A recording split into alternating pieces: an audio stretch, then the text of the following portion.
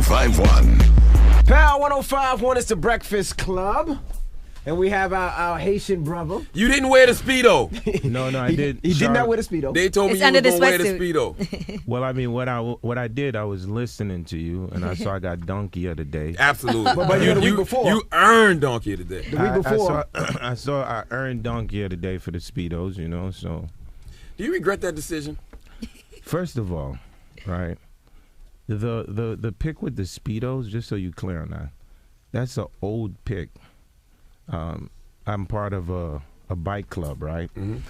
And I do Bike photo clubs wear shoots. leather jackets, Clef, not Speedos. Yeah, no. Wyclef Bike Club wear Speedos.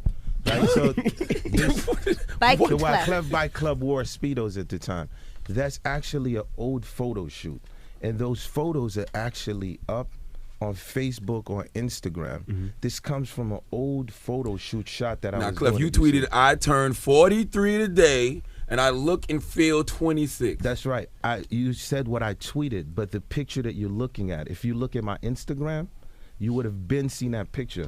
You're not following me on Instagram. If you look at my Facebook, this is an actual photo shoot for a company in Italy. So I said that I turned 43, I feel 26 based on that photo shoot that I had did. So what you're telling us is it's a bunch of grown men that wear Speedos and oil the top half of their body and ride bikes? No. I'm telling you, I'm telling you when I did the photo shoot, so that you clear, right? The Twitter that I have has a certain amount of followers, right? Millions of people, right? My Instagram is the same. My Facebook is the same, right? I have what's called photo shoots that I do throughout the entire year, not just in America, in Europe, and all over. So I want to be clear with you, the oil that you see that's on my body and the grease that you see and the 14 pack that you see and the whole bill and the Ducati and the ashy leg that you see. Why didn't you grease the bottom? No. I didn't want to grease the bottom on purpose, man. That's what I do. You slip off the bike. No. You know, and then you know what? If you actually, you probably not looking, because if you look on my Facebook, you'll see similar pictures, man, before that. So when you're saying to me, though, do I regret, right? You have to understand, right? At 43, right, to look the way I look and to feel the way I feel, right? It's incredible. So at the end of the day, right, we live and we die. What's going to matter is what we do in that space in the middle. So everything that I do, I'm happy for what I do. I'm not really, keep in mind, I'm the one that tweeted, I'm 43, I feel 26. You understand? I'm the one that did the photo shoot. So I don't regret anything, you know?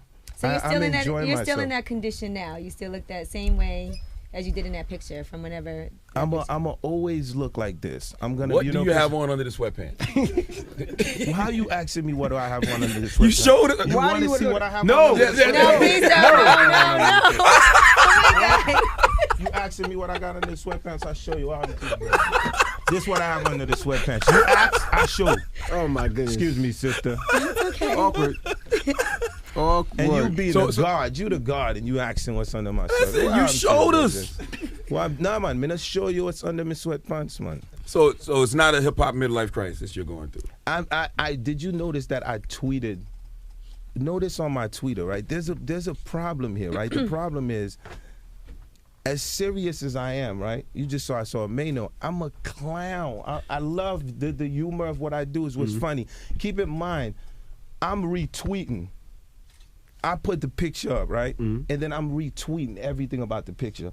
I retweet when you didn't retweet none of my good jokes. I have some good ones. I retweet the midlife crisis one. No, I said text Yele the 501 to get this pic removed from the internet. No, I didn't get that one.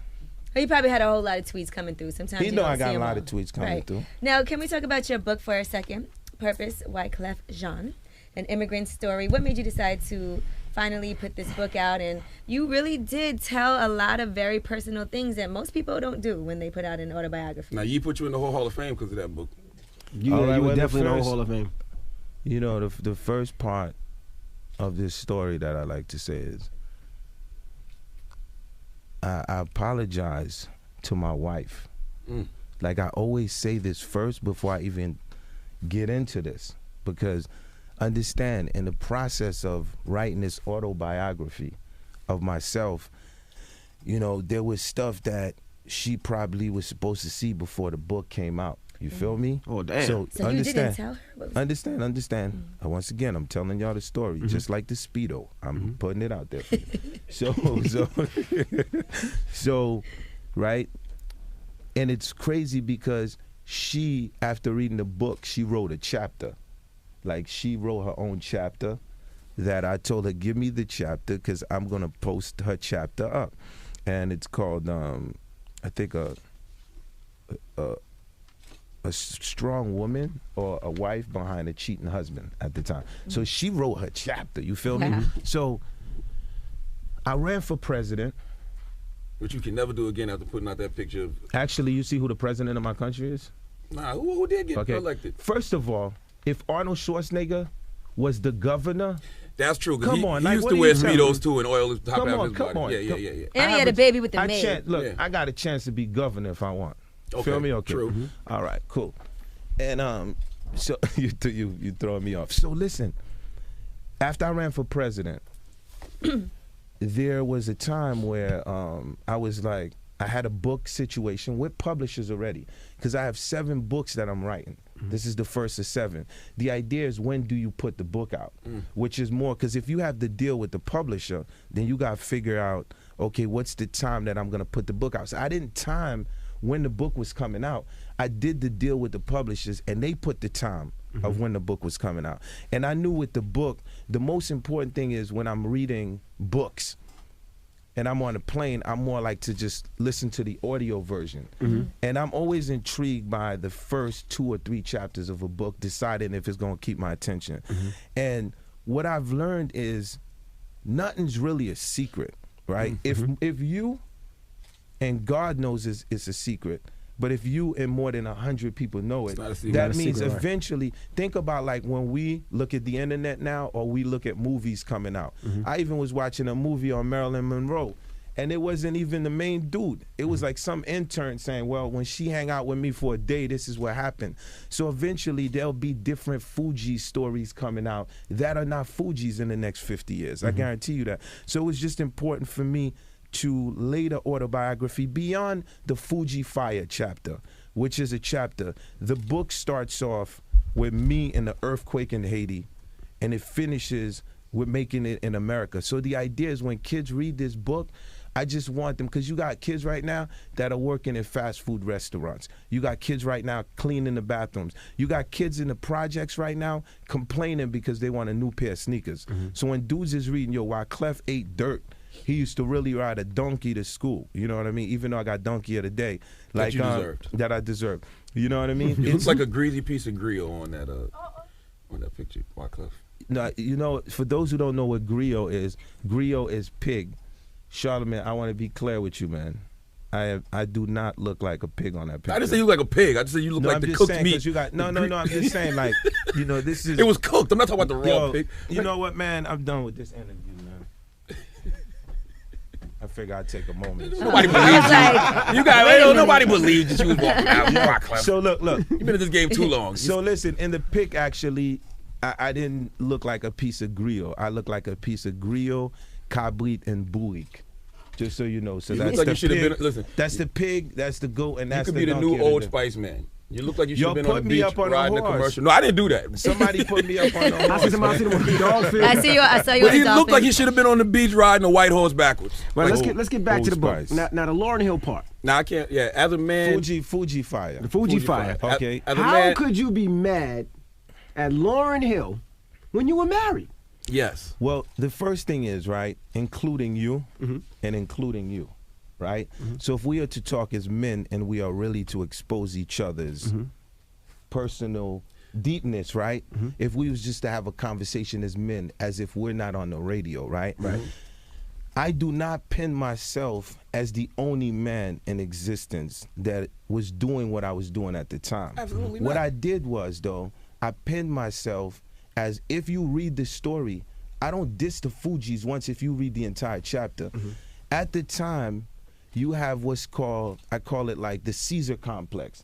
Because you're like, you know, you're 22, 23, you know, you feel at the time, the whole idea with that chapter is karma, meaning like you have to be careful what happens to you. So if a young Clef is reading this chapter, he's like, yo, Clef was wilding in this chapter. You know, I'm in a group. I ain't gonna let this situation happen to me. So keep in mind that I'm taking you back to a frame of mind that I was at the time. Now, was it selfish of me to do such a thing at the time? And who am I to be like, you know, I have the African king complex. I'm entitled to all these women and these I women. believe in polygamy, though. I absolutely do. Yeah. But I feel you. But in my situation and how I'm writing it, right, to what you was asking, I felt that at the time, you hit the question, you was like, yo, how do you feel like you entitled to just this when it's, you know, you're the one that was in the wrong. Right. That's the whole point. That's why I'm showing you the chapter. I'm saying if a young Clef is reading this or a young Envy, I want them to be like, yo, I'm not gonna let this happen to me. And that's the whole purpose of the Fuji Fire chapter. And be clear, when someone reads a book, automatically, you know, the only thing that I don't feel is fair to my book is the actual book as a whole is an incredible book. It's an incredible read. But automatically people go to 2 or 3 lines and blur it and say this is what the book's about. The entire book is not about that, man. It's a straight up immigrant story. But you know, as a man, if we was having a conversation not on the radio, I would say, Clef, that's lame to air Lauren out like that. 20 years later, why put her business out there like that? She got kids. Her kids are going to look back and be like, I don't know if that was, but you know what? Sleeping with a married woman. What you said earlier, I don't know if that was really a big secret. I do believe because when she was pregnant, she wasn't really revealing. But nobody knew. I mean, it's speculation. Yeah. But you know, but to your point though, right? If we could be honest about the situation, right? Notice when we start this conversation, right, that the first thing is, if you read the thing to an entirety, right? What I want you to understand is the only thing that's a secret, right, is if me and you know it, right? And what I've learned through my 20 years time of being in the industry, I came in when I was like 17, 18 years old, is eventually what will happen is people will come out, whether if I told you this story or you read it from a book with somebody that happened to be there in the era, right? Then what you would say is, damn, like I didn't know it was going down like that. Then you would look for me now and say, yo, Clef, what really happened because I read this story? Because understand, like I told you, the only thing that's a secret is if only me and God knows it. And keep in mind, right, so my timing of my book was never based on the kids. So be clear. So it's like at the end of the day, I have kids. So it's not the issue of, I want to be clear with you is, oh, I'm out here to expose, because I'm very careful. But keep in mind, if you're reading an entire book and you decide that you're going to make the book about one paragraph, then I can't tell you what to do. But if you read it in its entirety, you can say, man, look, man, as a man, look at this chapter. Why did you expose this chapter like that? And the reason I'm telling you I exposed it like that is because it's not a secret, number one.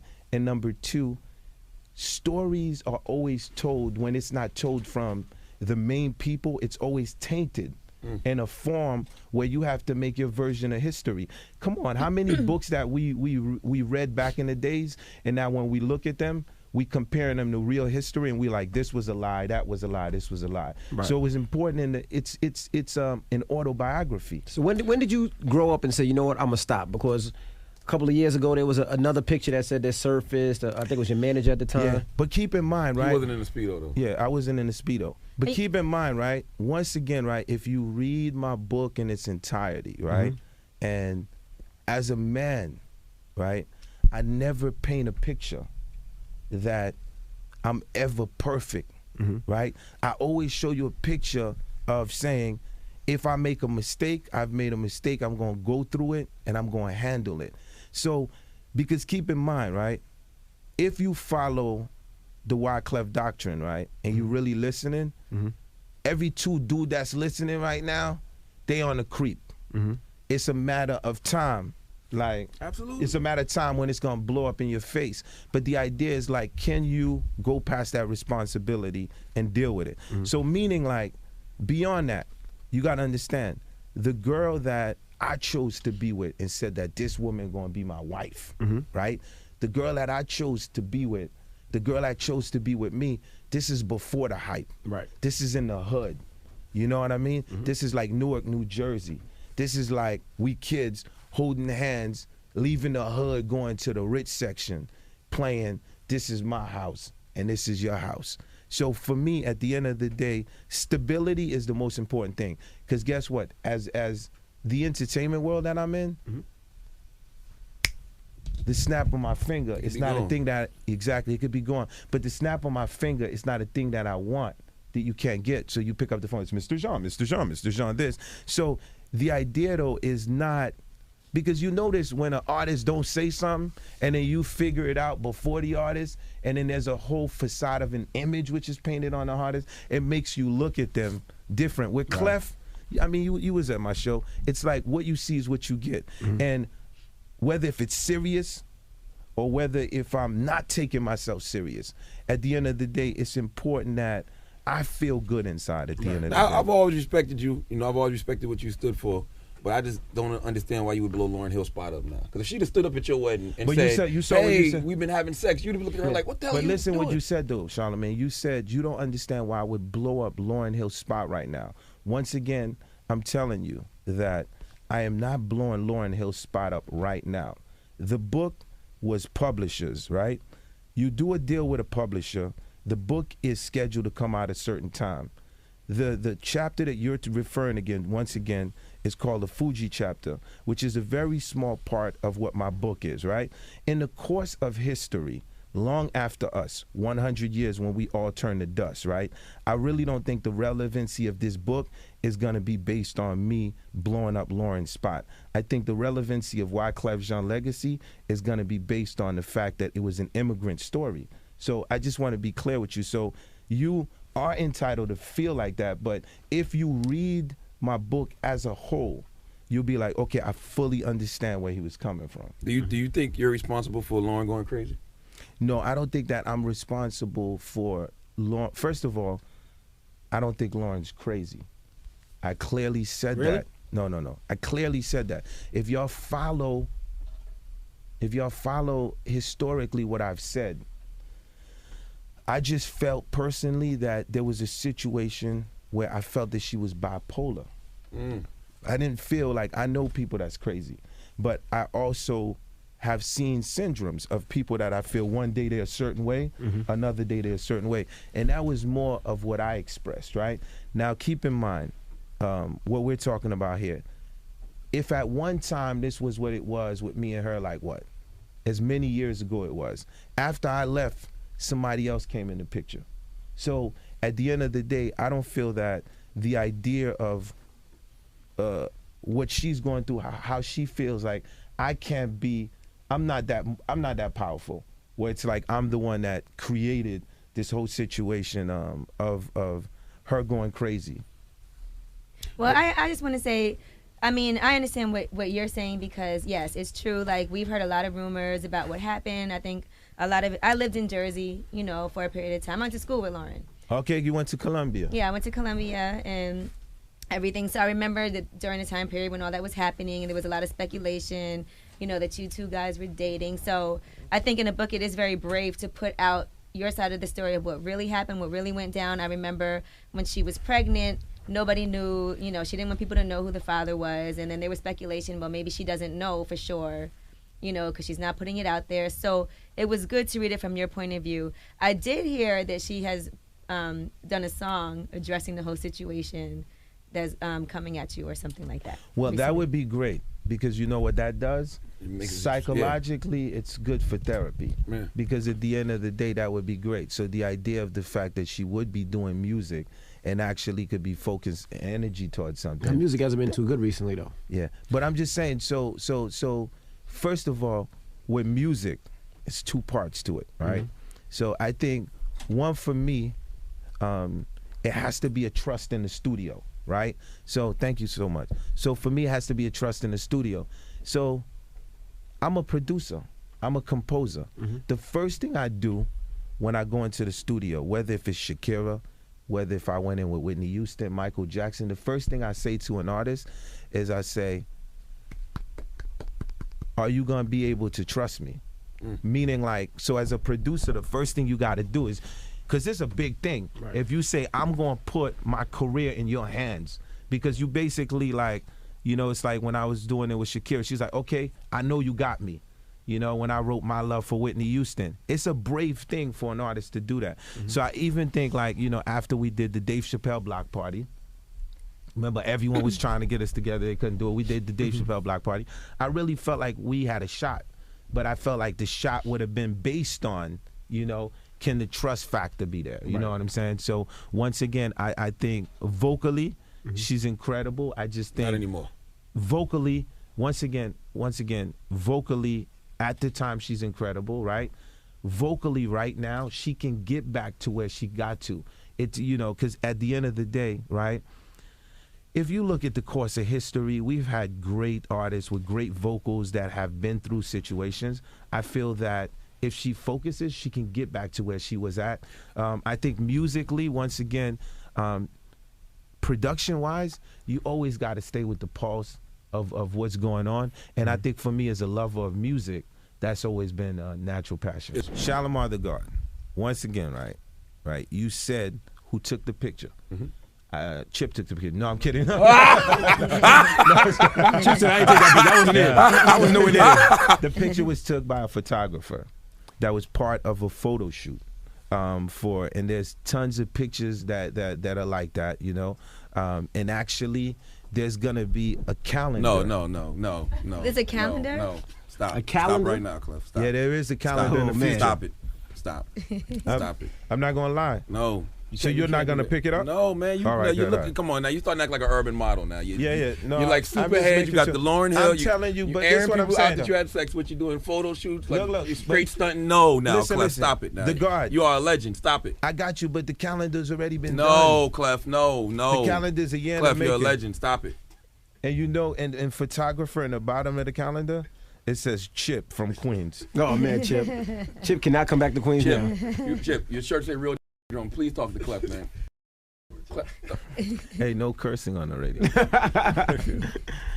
Oh man. So what about you with music? Now I went to your show the other night, and I was surprised to see you still. I mean, I shouldn't have been surprised by the picture, but you were still jumping, running, flipping. Like it was like, I was like, what? I was like, He told you you feel 26. I was like, Clef is 46. He gonna have a heart attack on stage. Hey, not 46, 43. 43. No, 43. Yeah. Slow down. Clef was flipping and jumping. I said, oh man, Clef gonna die up there. But he put on a great show, and I was surprised. You were Why surprised. you look at me like that? First of all, I want you to understand something. In the hood, no, y'all niggas- yo, I was Kung Fu Joe in the hood, you know? Like, shout out to the bartenders, by the way. You know, physical fitness has always been part of my natural, and I'm just saying, like, because when you come from Haiti, you in the projects, you don't have much, right? So you have to make of what you have. So I just want to be clear with you. You came to my show, you know, and you see me flying around and doing the same thing. Like you go to the gym with me and you put on your mats and your headband, I'm gonna come at you the same way because it's physically right is what we have. The only thing I learned is the most important thing was we got to maintain our health. I can tell you don't work out your legs though. You got a real prison build, like big up top, ashy and skinny at the bottom. You know what, Shalimar, you really examined that picture. I did. That hurt my He did. feelings. It's right there. Because first of all, because I had to blow. I was like, that's not Shalimar. Clef. I said that's not Clef. When I first saw it, I said that's not Shalimar, Clef. you really examined that picture, man. You really examined I that thought it was picture. Photoshop. I said that ain't Clef. I said there's no way that is the legendary Wyclef Yeah, it's the legend, definitely. on a bike with matching speedos. Yes, that yes. matches. Back to Ducati. music. Yes, sir. Are you doing another project? You doing another album? So first of all, to music. The first thing is, after politics, I decided that I would get back into music in a very unique way, though. I have a small label with my brother, which is called All Hands on Deck. We want to be considered Your brother the being? Sadek. Okay. Right? We want to be considered the label in the middle. And what that means is if you look at everything right now musically, it's either on YouTube or it's coming on a major label. Right. The major labels are lazy. Right. So they not doing what they did when we was coming They're up. not A&R.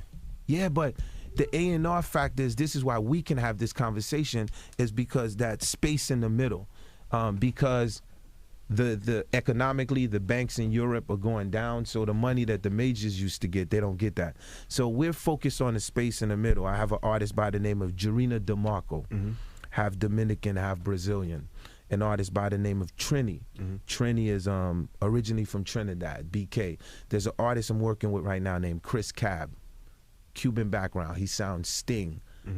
He sounds like a Sting and Marley. So my thing is, where's the next Erykah Badu's, right? Where's the next Destiny Childs, the next Shakira's, the next Fuji's, The next prize. the next prize? No, you might check him. I don't care about the next prize. That's my man. The space in the middle is very important. So we're working on that. My next project album is called A Refugee Republic. And the Refugee Republic is just basically going to be based on the Republic. The album probably going to be 4 languages, you know. We need the crazy Cubano rhythms and all of that. So we still started. a lot of money in music for you? Well, keep in mind, he said that there's a lot of money in publishing for me. So keep in mind that you have to, when you see me, you can't say, oh man, you know. So if a CD don't sell and that's what I had to depend on, then I would be messed up right now. Did you ever become broke? Huh? Did you ever become broke at all? Thank God Because one time you was OD Clef, like cars. Yeah. But keep in mind, Bikes. yeah, but keep in mind, right? First of all, I'm Haitian, right? And one thing you learn being Haitian is, I learned that from my grandma. There's always a socks that you put away, and that socks don't exist, right? That socks don't exist, right? So keep in mind, right? Everything that you see me with, still till you see me with my Ducati, my homes and everything, right?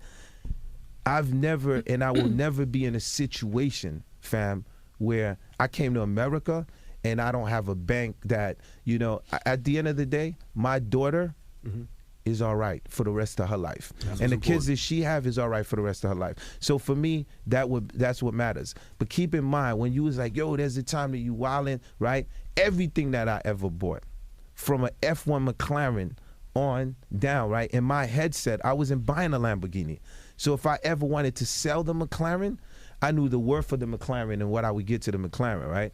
But what we have had, right, is tax issues, right? So tax issues is something which is real, because at the end of the day, I ain't gonna lie to you, we musicians, actors, actresses, you know, we love making a lot of money. And at the end of the day, we go like, yo, you know, I would have even said the worst situation that I've ever been through with a tax situation, and this is important so people understand that, is when I was running for president. And then remember, the IRS was like, yo, this boy look like he's going back to here to, you know, you owe us, I think it was 2 point something. Now keep in mind, I had to turn around and write a check.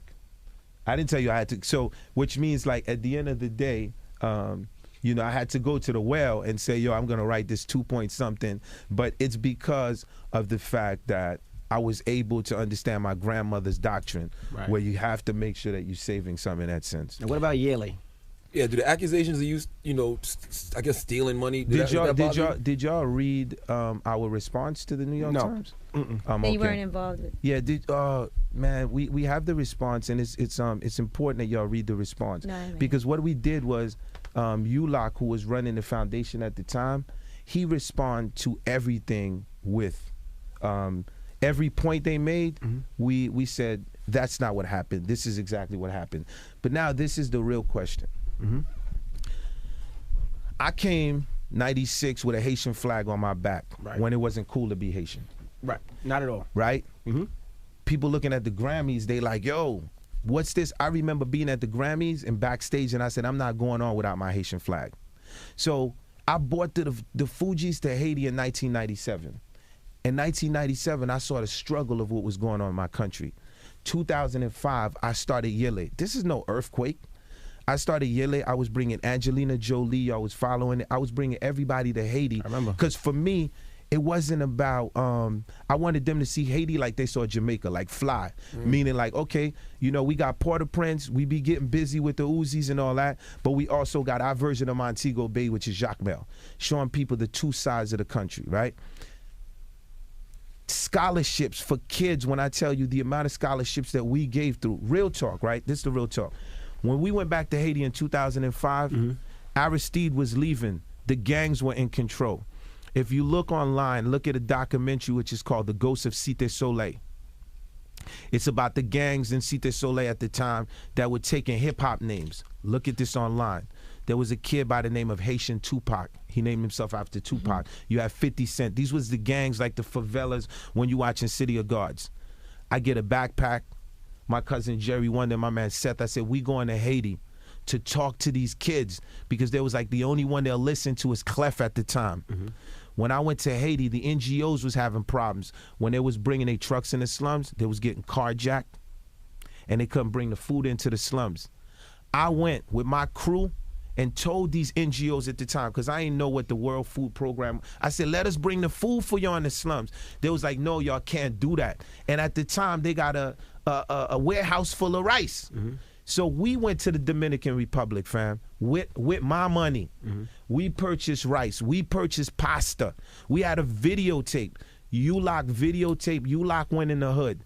We took all this food, and after we taped that, we showed the World Food Program is safe. Then they all started tagging Yele stickers to their trucks getting inside of the hood. So when you go from there to 2000 and when the earthquake happened, the minute the earthquake happened, I said, Yele 501, 501. The reason why y'all gave y'all money is because y'all like, this dude is that dude. Right. Like, he's not the dude that's doing this now. This is what the dude been doing ever since we've been following him all his life.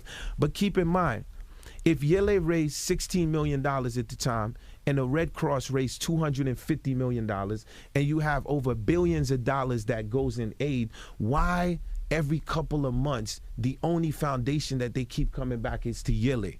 After I was on Oprah and I explained the situation and said, look, at the end of the day, right, governance is important. So I said, okay, we got better accountants. This is the situation.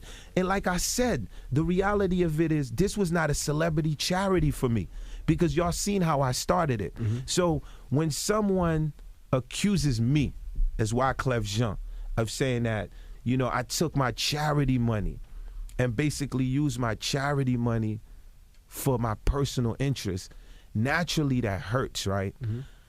But when it hurts though, what I did was I go back and I Google Martin Luther King. And I look at what reporters and magazines were saying about him when he was alive. And I based it off, I look at Malcolm X and I see what really goes on. Then at the end of the day, I smile again because I said, my hands is clean, so I'm not going through anything that is that I can't handle. So where is the money raised from Yele for the earthquake? The paper that we showed, which is stated, right, we show exactly, fam, where every dollar went in a sense for the earthquake. So we're going to get you our response. And all I ask is that y'all put up the response on your website so now people could see the New York Times and then they could say, okay, this was Yele's response. Now keep in mind, everything that they keep saying is stuff that they keep repeating over and over again every couple of months. So from the relief of the tent camps, from giving food to people, let me tell you, and this is real talk, Yele, at the time of the earthquake, we were like the first organization that gave hot food to people. Do you know why? Because I was looking at CNN and I saw on a plane that they was throwing food from the air. And then mad people were scrapping the food like animals. Yeah, and I say, yo, my Haitian people ain't animals. We was the first organization to start giving hot meals. So the thing is, in a non-emotional way, right? The proof is in the pudding. So we just ask that y'all print up on your website our response with numbers on it. So when you're looking at it, you say, okay, I see this is where that money went and that money went. You know? You got to trick people into reading, though. You got to post the link with that picture and say, my response to this picture. I'm serious. You're right about that, man. Well, Clef, we appreciate you coming after all the slander. What it slander? wasn't slander, it was truth. What slander? So you had whole appreciation, you were donkey slander? of the day. No. But at the end of the day, I mean, my friends that know me know I live with the biggest sense of humor. At the end of the day, because if I put something up, right, I'm either trying to get a reaction or people to talk, you know? Who was your first close friend that called you and said, yo, you look ridiculous in that Speedo with your body half oiled and half ashy? None of my friends called me. You don't have because, real friends. Look. You know why none of my friends called me? Once again, I'm gonna tell you, Shalimar They've the seen God. already. This picture, Shalimar, was pictures that already. Charlemagne, Clef. Charlemagne. This picture. I thought he was doing it on purpose. Charlemagne. I call him Shalimar. This picture was pictures that once again was already out there, and so friends knew the situation. And I want to be clear with you. It was from a photo shoot. Now, if you saying to me, look, Clef, at the end of the day, I don't want to see another one of these pictures. Yes, out there, that's what Clef. I'm saying to Yeah, you, Clef. yeah, That's what but- we're saying to you collectively. Okay, but No, what I didn't say that. We don't want to see our legends in Speedos. I didn't say that. The only legend I want to see in a Speedo is Hulk Hogan and Ric Flair. Well, that's different. yeah, they're that's wrestlers. different. I don't want to Yeah. see them in a speedo. Me neither. Now, they said they don't want to see it. I never said that. And they got a Okay. calendar coming up, so you're gonna see it for a little bit longer. Okay, so And I- he wears tighty whitey, so yeah, but I had a great time, and Appreciate thank you, y'all. Clef. I'm just And trying to then- figure out how you go from being a refugee to wearing Speedos. That's when you know you're making a lot of money. no, but listen, the original refugee, right? Him no wear speedos, right? Before speedos, remember what them Africans used to wear? I don't know, Clef. I know, but you. I think the He was gonna like mix the, it in. the Nothing. feathers, not feathers, Feathers. like All right, okay. Branches, Yeah. trees. Okay, the branches, the trees. So at the end of the day, right, 50 years from now, I'll be looking at this laughing, right? And I got y'all to talk. I got a chance to come on the show and You could've had a came on the great show time. anyway. Okay, well, you're Wyclef. You gotta don't need Yeah, to. yeah. No, I got a chance to just, I'm saying, but it's good. Like, you know what I'm saying? I came to the show. Envy came to the show. Hopefully we'll get y'all down at the show. And I have an announcement. Uh-oh. uh-oh. So in 6 months Mhm. to 9 months, I will be opening Mm-hmm. my own place in New York City. Club? Restaurant? It will be a mixture of all. Now, the reason why I'm doing this is because back in the days, we had like the original Copacabana. Right. And I feel that we can use a spot in New York Mm-hmm. that has culture, where it's DJ culture, it's band culture, it's lounge culture, it's vibe, where it's an eclectic vibe.